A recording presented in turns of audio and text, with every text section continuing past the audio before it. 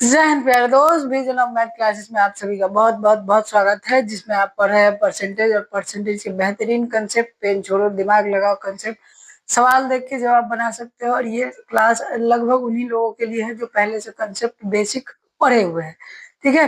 और आज का जो है आप लास्ट तक जरूर देखिएगा। एक मजेदार सवाल है जिसका हर शिफ्ट में जो है 2024 में क्वेश्चन पूछा गया है। तो चलिए, ए और बी का मासिक वेतन समान है। ए बी सी जो है अपने मासिक वेतन का 10, 8, 9% जो है एक धार्मिक ट्रस्ट में देते हैं। ए और बी के दान का अंतर जो है 4% है, सॉरी 400 है। ए और बी द्वारा कुल दान सी द्वारा दिए गए दान से 900 अधिक है, तो सी का मासिक वेतन। सिंपल सा सवाल है। 10 और 8 2% का अंतर 400 है, तो 1% का अंतर हो गया 200। ठीक। अब यहाँ 18 का मान हो गया आपका कितना, 18 दुना 3600, 3600 900 अधिक है, तो अगर 900 घटा दे तो 2700 का मान आएगा आपका 9% के बराबर। तो 1% का मान 300, तो 100% का मान 3000 इस सवाल का करेक्ट आंसर, सॉरी 30,000 इस सवाल का करेक्ट आंसर। जब किसी वस्तु के मूल्य में 20% की कमी आएगी तो उसकी बिक्री जो है X% वृद्धि हो जाएगी। यदि राजस्व 25% वृद्धि हुआ है तो X का मान क्या होगा। बेहतरीन सवाल है। इसमें हम आपको एक चीज समझाना चाहेंगे, जैसे प्राइस और क्वांटिटी को मिला के जब बिक्री होता है तब बनता है राजस्व। जैसे 2 सामान आप खरीदे 5 रुपए के हिसाब से, तो 10 रुपया का जो है टोटल खर्च आया। तो यहाँ पर देखिए कि राजस्व हमको दिया हुआ है 25%, यानी कि वृद्धि हुआ तो 25%, तो वो 500 हो गया होगा। कैसो वाला 400 वाला हम यहाँ पर 100 में इसलिए लिखे क्योंकि उससे काटा कुटी आसानी रहेगा। और वस्तु का मूल्य जो 20% कमी आई, यानी कि पहले जो रहा होगा कितना, पहले जो रहा होगा आपका 5, वो कितना हो गया आपका 4। तो अब यहाँ से देखिए आप काट देंगे तो 8 5 40, यानी कि एक वस्तु का बिक्री कितना हो गया 80। और यहाँ से आपका 4 से कट गया 4 इकाई 4, 4 दूना 8, 4 पचे 20। तो आपसे पूछा है कि X% की वृद्धि हुई थी, तो कितना वृद्धि हुआ है देख लीजिए। तो आपका 45 का वृद्धि हुआ था, किस पर हुआ था, तो 80 पर। तो यहाँ से 0 से 0 आपका कट जाएगा।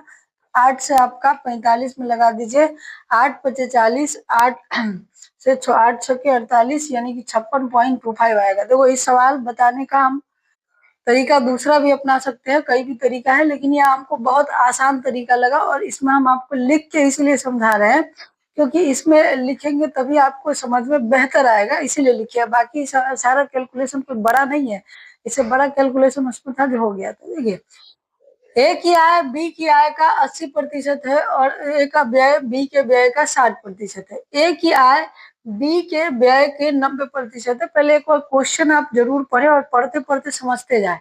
तो यहाँ से देखिए कि कहा है कि ए की आय बी के व्यय का 90% है, बी के कितना का व्यय का 90% है। तो ए की बचत बी की बचत से अंतर, देखिए आय का अनुपात है 80%, यानी ए और बी का अनुपात जो हो जाता है 80, यानी कि 4/5।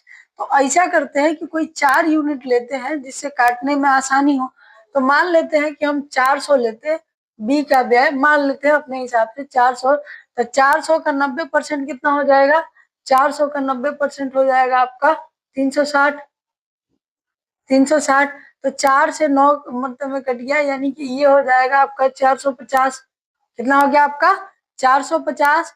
360 है किसका व्यय, ध्यान दीजिए।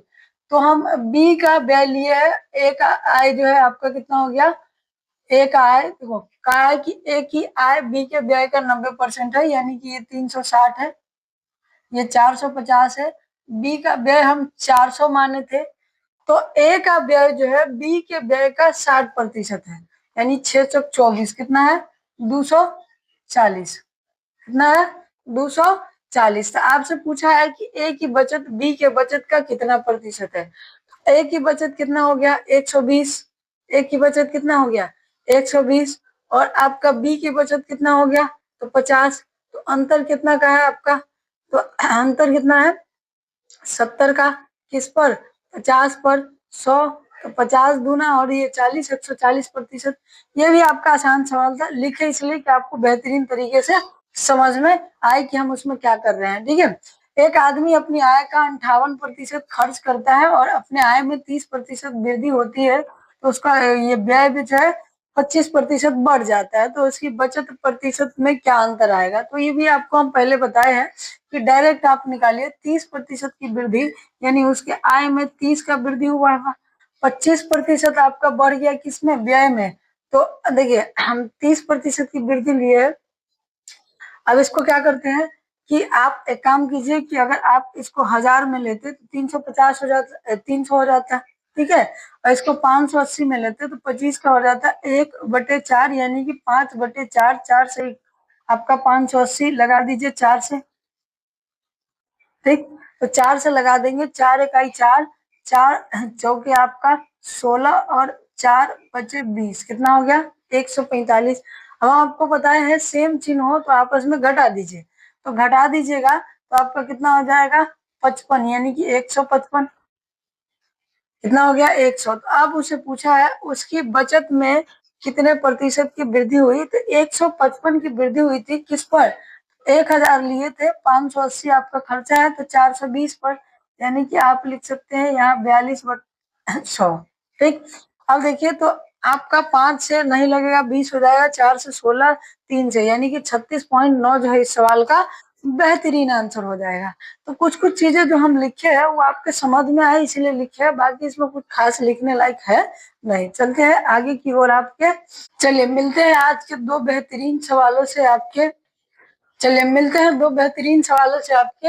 इस सवाल को बाद में बताएंगे, पहले इसको बताते हैं कि एक व्यक्ति का मासिक व्यय उसकी आय का 66.2/3% अधिक है, यदि उसके मासिक आय में 44% की वृद्धि और उसके मासिक व्यय में 60% की वृद्धि होती है, तो उसकी मासिक बचत इतना है, ठीक है।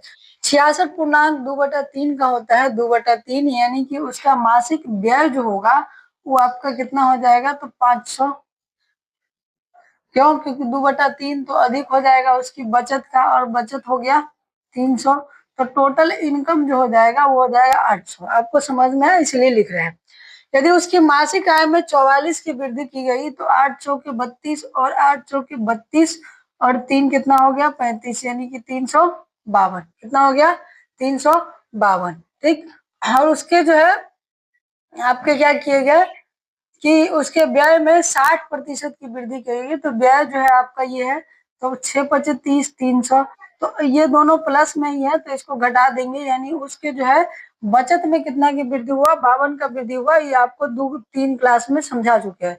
तो 52 से ये कट जाएगा आपका 2 मरते में, यानी कि इसका मान कितना आया 20। तो आपसे पूछा है कि उसका स्टार्टिंग वाला व्यय कितना है, तो 5 गुना 10, यानी कि जो है आपका 10,000। काफी बेहतरीन सवाल था ये, आइए उससे भी बेहतरीन है। और इस सवाल के अंदर हम आपको 3 सवाल बताएंगे, क्योंकि 2024 के शिफ्ट में इसमें 3 सवाल लगातार इसी पैटर्न पर, बस क्वेश्चन लास्ट वाला बदल गया, तो लास्ट वाला बदल के बताते हैं। मासिक वेतन जो है आपका 1,60,000 है, इसमें 3 चीजों पर खर्चा किया, पी, टी और ई पर। इसमें पी आय का 50%, तो हम मान लेते हैं कि आय 1000 रुपया होता है, क्योंकि कैलकुलेशन आसान होगा इसीलिए। तो पी का मान जो है 50%, यानी कि 500 होता है। उसके बाद ई जो है, ई का मान जो है आपका 20%, यानी कि 5 गुना 10 100 होता है। और टी का मान जो है 15%, यानी कि आपका 15 होता है, ठीक। तो अगर 5 1 6 और 6 और आपका ये देख लिए तो 615, तो आपका 400 के करीब, यानी कि 15 घटा देंगे 100 में तो 385 इसका टोटल सेविंग हो गया। अब कहा है कि उसके वेतन में 30% बढ़ा दिए, यानी कि ये हो गया 1300। इतना बेसिक आपको पता होना चाहिए। अब लेकिन ई जो है पी जो है बना रहा है अपना स्तर, ई जो है पी का 30% हो गया, यानी 50% ही बना रहा, तो ये कितना हो गया आपका 650। ये आपका 30% हो गया आपका 6×3 = 18, 15×1 = 16, यानी कि 195 हो गया, ठीक है। आपका 5×3 = 15, 18×1 = 19, ठीक है। और आपका ये जो है टी जो है ई का 20%, यानी 20 का मान होता है 1/5, तो 5 तिहाई आपका हो गया 15, और आपका 4 बच गया 9×5 = 45, ठीक। अब इसको भी जोड़ेंगे, क्योंकि हम आपको बोले हैं कि इस पर 3 सवाल बताएंगे। तो आपका 9 और 5 14, 14 में से आपका जो है यहाँ पर 6 बच गया, ठीक। आपका 3 और 9 और 3 12 और 12 और 5 हो गया 17, 1 18। तो 10 में से दो आपका 9 में से 2 गया, 1 बच गया, और ये बच गया 6 और 1 7 और 1 8। तो 12 में से 8 गया, 4 बच गया। ठीक, चलिए यहाँ तक कंप्लीट। अब इस सवाल का जवाब देते हैं कि दोनों बचतों का योग कितना होगा। तो दोनों बचत का योग देखिए, सबका इकाई डिजिट अलग अलग है, तो पूरा आप जोड़ने की गलती नहीं कीजिएगा, दिक्कत हो जाएगा। 1000 के बराबर ही कर दीजिएगा, तो 2 जीरो से 2 जीरो यानी 16 आएगा, और 6 5 11 इकाई डिजिट ए है, यानी लास्ट डिजिट 6 आना चाहिए। तो ऑप्शन ए इसका करेक्ट आंसर है। तो ये इस सवाल का आंसर था। दूसरा सवाल आपसे क्या पूछा था कि इसका अंतर आपको निकालना है, यानी कि सेविंग का अंतर तो कितना यूनिट है, 31 यूनिट।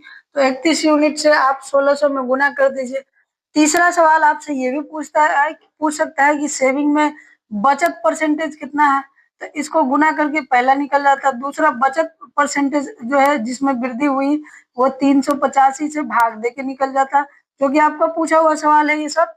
चौथा सवाल इसमें बन सकता है आपका, क्या बन सकता है, जो कि पूछा भी है कि आपका जब आपके बचत का मान दे दिया हो, यानी कि दोनों 31 है, 31 का मान लीजिए आपको दे दिया हो कि दे दिया है आपका 62,000 मान लेते हैं। तो आपका 31 दूना 62 यानी कि 2000 हो गया। तो आपसे जो है प्रिंसिपल का मान पूछ सकता है, यानी कि उसका आय पूछ सकता है। तो काफी बेहतरीन सवाल था। इसके अंदर 3 या 4 सवाल आपके इस तरीके के बने हैं और पूछे भी गए हैं। तो आज के लिए इतना है, बाकी कल के क्लास में देखेंगे।